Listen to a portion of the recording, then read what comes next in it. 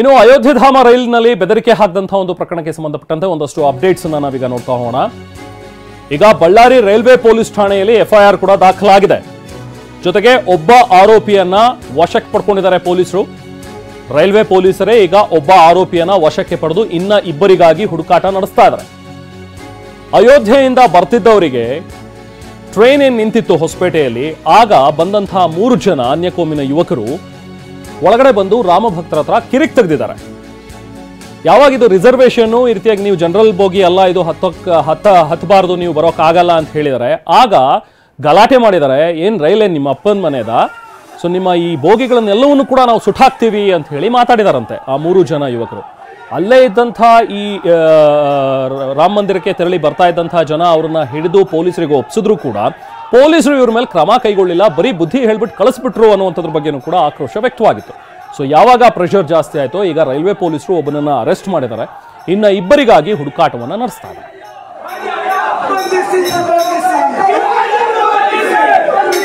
ನಿಮ್ಮ ಉಬ್ಬಿದ ರಕ್ತನಾಳಗಳ ಸಮಸ್ಯೆಗೆ ಎವಿಸ್ ಆಸ್ಪತ್ರೆಯಲ್ಲಿ ಕೇವಲ 30 ನಿಮಿಷದ ಲೇಸರ್ ಚಿಕಿತ್ಸೆಯೊಂದಿಗೆ ಮುಕ್ತಿ ಹೊಂದಬಹುದು.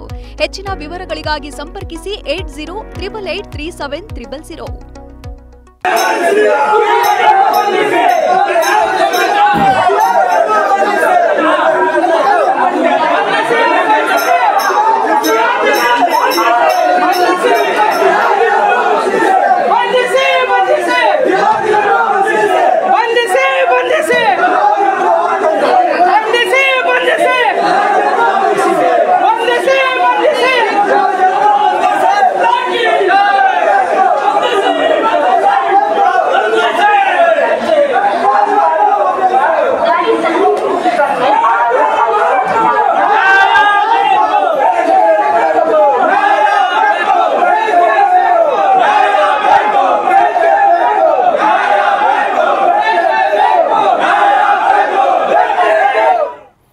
ಇನ್ನು ಈ ಒಂದು ಪ್ರಕರಣ ಇವತ್ತು ಪರಿಷತ್ನಲ್ಲೂ ಕೂಡ ಪ್ರತಿಧ್ವನಿಸಿದೆ. ಕೋಟಾ ಶ್ರೀನಿವಾಸ್ ಪೂಜಾರಿ ಈ ಬಗ್ಗೆ ಮಾತನಾಡಿದ್ದಾರೆ. ಪರಿಷತ್ನಲ್ಲಿ ಏನ್ ಹೇಳಿದ್ದಾರೆ ನೋಡೋಣ ಬನ್ನಿ. ಅಯೋಧ್ಯೆ ಮೈಸೂರು ರೈಲು ನಿನ್ನೆ ಬಂದು ಹೊಸಪೇಟೆ ಕಡೆ ಬರ್ತಾ ಇದ್ರೆ ದುಷ್ಕರ್ಮಿಗಳು ರೈಲಿಗೆ ನುಗ್ಗಿ ಅಲ್ಲಿ ರೈಲಿಗೆ ಬೆಂಕಿ ಹಚ್ತೇವೆ ಅಂತೇಳಿ ಗಲಾಟೆ ಮಾಡ್ತಾರೆ. ರಾಮಭಕ್ತರೆಲ್ಲ ಕೆಳಗಿಳಿಯುವ ಪರಿಸ್ಥಿತಿ ನಿರ್ಮಾಣ ಆಗುತ್ತೆ. ಇಂಥ ಒಂದು ದಾರುಣವಾದಂಥ ಪರಿಸ್ಥಿತಿ ರಾಜ್ಯದಲ್ಲಿ ಬಂದಾಗಲೂ ಕೂಡ ಸರ್ಕಾರದಿಂದ ಯಾವುದೇ ಹೇಳಿಕೆ ಬರ್ತಾ ಇಲ್ಲ. ನಾನು ತಮ್ಮ ಮೂಲಕ ಸರ್ಕಾರಕ್ಕೆ ಆಗ್ರಹಿಸುವುದು, ಅಯೋಧ್ಯೆ ಮೈಸೂರು ರೈಲಿಗೆ ಹೋಗುವಂತ ಸಂದರ್ಭದಲ್ಲಿ ದುಷ್ಕರ್ಮಿಗಳ ಅಡ್ಡ ಹಾಕಿ ಅಲ್ಲಿರುವಂತಹ ರಾಮ ಭಕ್ತಿಗೆ ಬೆದರಿಕೆ ಹಾಕುವಂತ ಘೋರಕೃತ್ಯ ನಡೆದಾಗಲೂ ಕೂಡ ಸರ್ಕಾರ ಯಾವುದೇ ಪ್ರತಿಕ್ರಿಯೆ ಕೊಡ್ತಾ ಇಲ್ಲ. ನನಗೆ ಹರಿಪ್ರಸಾದ್ರ ಮಾತು ನೆನಪಾಗುತ್ತೆ. ಮತ್ತೊಂದು ಗೋದರ ನಡೆಯುತ್ತೆ ಅಂತ ಹೇಳಿ ಹೇಳಿದಂತ ನೆನಪು ಅವ್ರು ಹೇಳಿದ್ ನಿಜವಾಗ್ತೇನೆ ಅನ್ನುವಂಥ ಭಾವನೆಗಳು ಇವತ್ತು ರಾಜ್ಯದಲ್ಲಿ ಬಿತ್ತಿರುವಂತ ವಾತಾವರಣ ಇದೆ. ನಾನು ಆಗ್ರಹ ಪಡಿಸ್ತೇನೆ ಸರ್ಕಾರಕ್ಕೆ, ಗೃಹ ಮಂತ್ರಿಗಳಿದ್ದೀರಿ, ಅಯೋಧ್ಯೆ ಮತ್ತು ಮೈಸೂರಿನ ವಿಶೇಷ ರೈಲಿಗೆ ನುಗ್ಗಿ ಅಲ್ಲಿ ಬೆಂಕಿ ಹಚ್ಚೇನೆ ಅಂತ ಹೇಳುವವರೆಗೂ ಕೂಡ ಆರೋಪಿಗಳನ್ನ ಸರ್ಕಾರ ಹಿಡಿದು ಮತ್ತೆ ಬಿಟ್ಟುಬಿಟ್ಟಿದ್ದಾರೆ.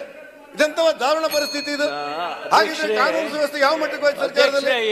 ಅಯೋಧ್ಯೆ ಮೈಸೂರು ರೈಲು ನಿನ್ನೆ ಬಂದು ಹೊಸಪೇಟೆ ಕಡೆ ಬರ್ತಾ ಇದ್ರೆ ದುಷ್ಕರ್ಮಿಗಳು ರೈಲಿಗೆ ನುಗ್ಗಿ ಅಲ್ಲಿ ರೈಲಿಗೆ ಬೆಂಕಿ ಹಚ್ತೇವೆ ಏಕಾಏಕಿಯಾಗಿ ಕೇಳಿದೆ ಅಂದ್ರೆ ಏಕಾಏಕಿ ನಡೆದಿದೆ. ಏಕಾಏಕಿ ಯಾಕೆ ನಿಯಮ ಇದೆಯಾ, ಏನಾದ್ರು ಇದೆಯಾ, ಏನಾದ್ರು ನಿಯಮ ಇದೆಯಾ? ಅವರು ಈ ರೀತಿ without permission of the chair, without the permission of the chair, ನಾನು ನಿಮ್ಮ ಪರ್ಮಿಷನ್ ಹೇಳ್ತೀನಿ,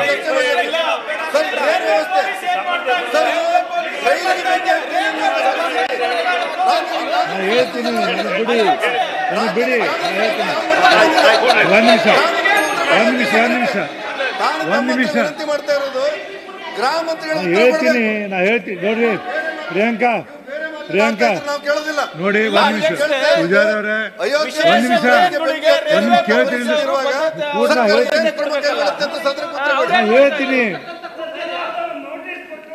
ನನಗೆ ಬುದ್ಧಿಲ್ಲ ಅಲ್ಲ, ನನಗೆ ಬುದ್ಧಿ ಐತಿಲ್ಲ ಅಂತೀರಿ. ನನಗೆ ಬುದ್ಧಿ ಐತಿಲ್ಲ, ನೋಟಿಸ್ ತಗೋಬೇಕು ಮಕ್ಕಳು. ಒಂದ್ ನಿಮಿಷ ರೈಟ್. ಸೊ ನಿನ್ನೆ ನಡೆದಂತಹ ಒಂದು ಘಟನೆ ಏನಿದೆ, ಹೊಸಪೇಟೆಯಲ್ಲಿ ನಿಂತಿದ್ದಂತಹ ಒಂದು ರೈಲಿನ ಬೋಗಿಗೆ ನುಗ್ಗಿದಂತಹ 3 ಜನ. ಸೊ ಅಲ್ಲಿದ್ದಂತಹ ರಾಮ ಮಂದಿರದಿಂದ ವಾಪಸ್ ಬರ್ತಾ ಇದ್ದಂಥವ್ರ ಮೇಲೆ ಏನು ಆವಾಜ್ ಹಾಕಿದ್ರು ಅಥವಾ ಬೆದರಿಕೆ ಹಾಕಿದ್ರು, ಈ ಪ್ರಕರಣಕ್ಕೆ ಸಂಬಂಧಪಟ್ಟಂತೆ ಅವ್ರನ್ನ ಯಾಕೆ ಅರೆಸ್ಟ್ ಮಾಡಲಿಲ್ಲ ಅನ್ನುವಂಥದ್ರ ಬಗ್ಗೆ ಸಾಕಷ್ಟು ಆಕ್ರೋಶ ವ್ಯಕ್ತವಾಗ್ತಾ ಇತ್ತು. ಈಗ ಒಬ್ಬನನ್ನ ಅರೆಸ್ಟ್ ಮಾಡಿದರೆ ಇದೇ ಒಂದು ವಿಚಾರ ಪರಿಷತ್ನಲ್ಲೂ ಕೂಡ ಇವತ್ತು ಪ್ರತಿಧ್ವನಿಸಿದೆ. ಕೋಟಾ ಶ್ರೀನಿವಾಸ್ ಪೂಜಾರಿ ಕೂಡ ಇದ್ರ ಬಗ್ಗೆ ಆಕ್ಷೇಪವನ್ನು ಎತ್ತಿದ್ದಾರೆ.